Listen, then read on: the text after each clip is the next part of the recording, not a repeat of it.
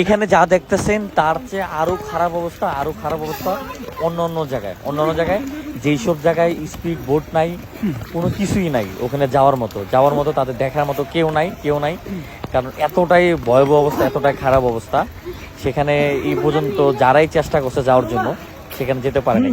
কারণ এখানে সবচেয়ে বড় সমস্যাটা সেটা হচ্ছে বোট, একটা স্পিড বোট, একটা ট্রলার, এগুলো কোনো কিছুই নেই, যার কারণে কিন্তু বাচ্চা থেকে শুরু করে বয়স্ক কাউকে কিন্তু উদ্ধার করা যাচ্ছে না ওখান থেকে।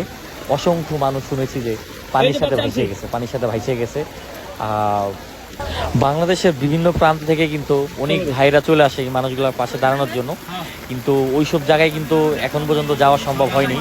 কারণ স্পিড বোট ট্রলার কোনো কিছুই নেই, কারণ 31 বছরের ভিতরে এরকম ঘটনা কিন্তু এখানে ঘটে নাই। তাই এখানে মানুষ কিন্তু স্পিড বোট ট্রলার এগুলা ইউজ করে নাই।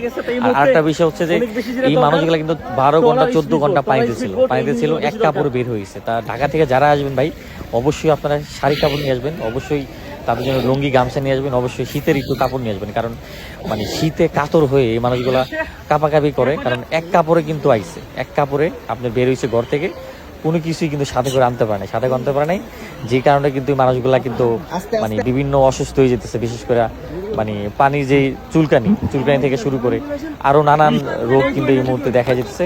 তা প্রচুর ঠান্ডা লাগে তাদের, শীতে একবারে কাঁপানি হয়ে যায়, কারণ 10-12 ঘন্টা মানে থাকাটা অসম্ভব।